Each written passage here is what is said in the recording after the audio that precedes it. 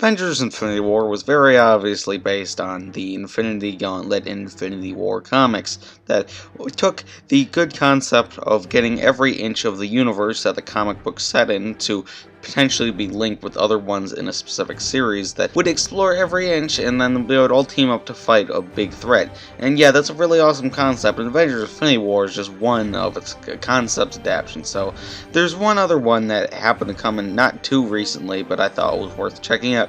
Superhero Squad The Infinity Gauntlet. Now, making a video game based off all our favorite Marvel characters trying to defend the individual Infinity Stones is a very intriguing concept for a video game in the overall narrative aspects of everything. But there's a huge problem with this. This was based off the Superhero Squad show, which, oh yeah, okay, so I'll get to that. But in the 2010s, there was a toy line called the Superhero Squad that consisted of just little microscopic figures that you could fight each other. I had a lot of them as a kid. I don't know where they are as this time, but if anyone's curious, I could show off my collection, I guess. But even as a child, I couldn't consider myself a die-hard fan of the TV show, mainly because it had some problems that even I noticed that still stuck with me. Like, for example, why does Iron Man never take off his mask? Why is he never Tony Stark? Why is Hulk never Bruce Banner? Why is Thanos not a threat? Like, he's always been my favorite Marvel villain and everything, but he's absolutely no sort of threat throughout this entirety of the show. I mean, like, yeah, I liked him as a character, but I didn't really feel for him as a motivation as a villain. Why is it set in Superhero City? I thought it could be, like, New York or something. Like, even as a kid, I thought that was kind of a dumb name for city of all things. While I cannot deny liking the show as a child, it's terrible, it sucks, but even as a child, I noticed some of its problems. Well, at least some of them as a child. Well, yeah, okay, let's not talk about the show right now. That could get its own video in the future. Let's talk about the video game based off the show. So it starts up in space, and Iron Man or Hulk are buying Thor boots, and also Hulk is not Bruce Banner for some reason, and then they see this lady, who I guess is the person operating the store that they're buying the boots from, but it turns out they were picking up an order that got mixed up with Super Skrull's order of the Infinity Gauntlet. Yeah, this lady forged the freaking Infinity Gauntlet. But then Iron Man and Hulk jump onto like his ship, and then she sees Thanos with one glove, like he's Michael Jackson, and then the very next shot, you figured he would get the Infinity Gauntlet, but he does, but then he just has a glove for some reason, and then, seriously, how did anyone notice that? Plus, this lady's aware that she messed up while still walking out onto a spaceship. Like, you easily could have realized that you got the order wrong, and you're just sitting there, and then you tell the people that you're supposed to give the correct order to that the wrong person has it. Why are you doing nothing about this? Why do they have to do it? You're the one that messed up. Yeah, like I said, this lady freaking forged the Infinity Gauntlet, by the way, because apparently that's how they got it, because they're buying it from here, I guess, because, you know, this is how you get an Infinity Gauntlet. Plus, why wouldn't you just take their order? Clearly the Superhero Squad would not want to have the Infinity Gauntlet in Thanos' possession, because that's a threat, well, at least if the Thanos character was interesting in this universe. Yeah, so this lady is probably my new favorite Marvel character, despite the fact that she has no connection to the actual making of the Infinity Gauntlet. It depends which version of the comics or depiction or the universe that you're looking at, but like, okay, first of all, in some versions that Thanos didn't forge it, it was Erity, the Dwarf King, who you probably didn't know about until Infinity War. He was played by Peter Dinklage, probably well known for his performance on Game of Thrones, but yeah, this lady made the Infinity Gauntlet. I just still can't get over this. Like, this is this generation's fucking ugly Reds. These scenes basically summarize on how bad the character models look. Like, so you got the 2D look that looks already extremely choppy, which is pretty basic, honestly. It doesn't really do anything visually interesting, but then we get this, and it's in 3D, and it looks even worse. Like, it barely even lines up with the background. It just looks so out of place, and yeah, I get it. This came out in 2010. This is a very early PlayStation 3 game, and if, for those of you who don't remember, early PlayStation 3 and Xbox 360 games, and some early even Wii games, were all one of three colors: dog shit brown, gunmetal gray, and pukey green. Yeah, I get it that it doesn't look good, but it doesn't even look like a early PS3 game standard of quality.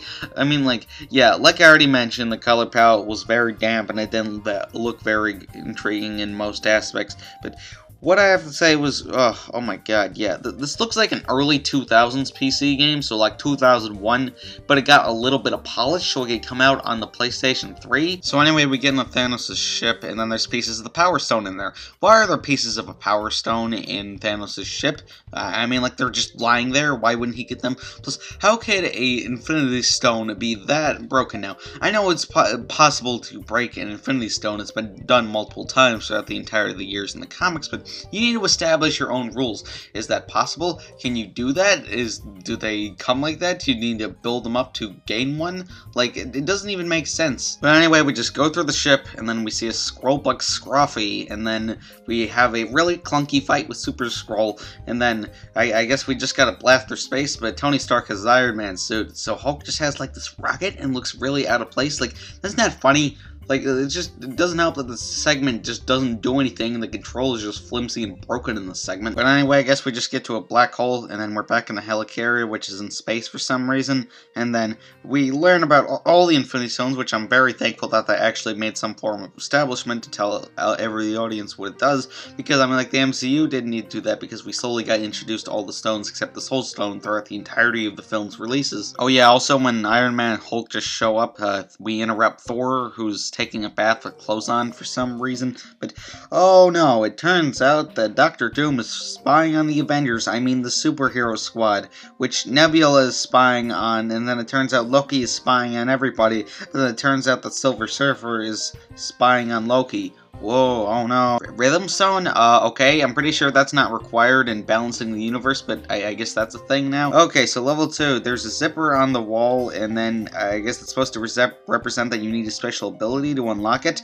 but in this level, we play as Falcon and Thor, yeah, so the entire place just starts falling apart, but Hercules is going to kick everybody's asses, but he's a finger trap, so it turns out that Enchantress has the Rhythm Stone, and also Thor and Hercules are fighting over who could get a kiss from Enchantress, and then it turns out that it turns into Hulk's nightmare in the next level, and then there's trolls and cake, and then we kill Nightmare, and then by the way, he needs to be a villain in a Doctor Strange sequel, but anyway, so after that, so it turns out Nebula has a plan to turn everybody really old, but then this is the game where it gets boring as hell, and it's really boring just due to the simplistic puzzle solving, complete with the design of the structure, makes a complete rip-off of the Lego games, but a lot of the ones I played are very well laid out and creative and very visually funny in multiple aspects. Here, it's just really boring, so I guess in level 4 we get to fight Annihilus, and then Annihilus and Nebula just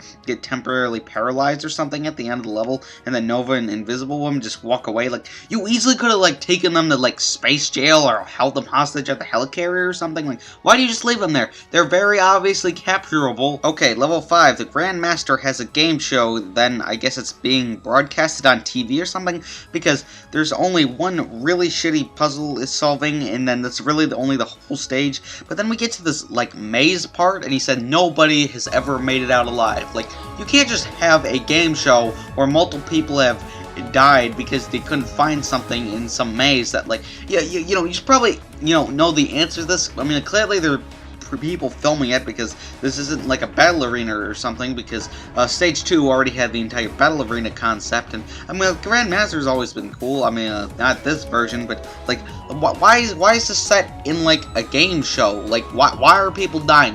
Why has no one ever won the Infinity Stone? This just doesn't even make sense. Oh, and then, okay, level 6, there's a really slow elevator, and then a shitty shooting minigame, and then there's other stages, and then it turns out Magneto is working for Dr. Doom, and then Betrayal, and then it's okay, it's over.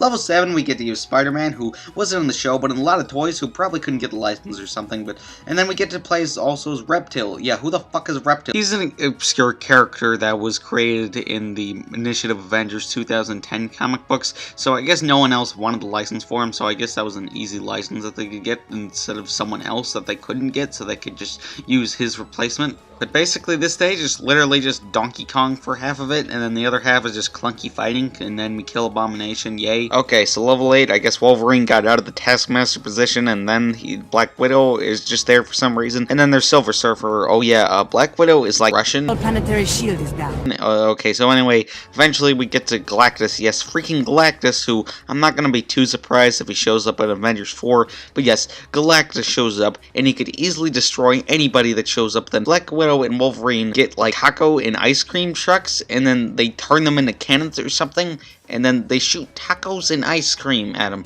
Yeah, take that, Galactus. You get tacos and ice cream. Like, so I guess there's a joke in the TV show, and then instead of destroying planets, he like eats them. Also, Galactus's mom is a character in the TV show as well. I just find that incredibly weird. Anyway, so like you're shooting tacos and ice cream at him. Yeah, take that, Galactus. We'll shoot tacos and ice cream at you. Like, why? This is the middle of space. Like, how would that even work? Is this like space tacos and ice cream? Like, why does this not make any sense? And then, oh yeah, so and then Silver Surfer still has the Infinity War. Okay, level 9, so it starts up with a bad shooting game, like every other stage in this game. Well, not all of them, but it's pretty much a rehash found in multiple stages. But then the helicarrier is getting us attacked, and then there's like gremlins that we have to fight, and then they're all in the same space for like 5 minutes. It just gets incredibly repetitive. Then another bad shooting minigame, and then we gotta defend Herbie. Yeah, who is Herbie? So he's like a robot from the early days of the Fantastic Four. So it turns out that Dr. Doom, Abomination, and MODOK are like in Loki's fake Infinity Stone, so Loki has all the stones, but then Thanos gets all the stones from Loki, and then Thanos has the entire Infinity Gauntlet and just destroy the entire universe already. We fight Thanos with all the Infinity Stones.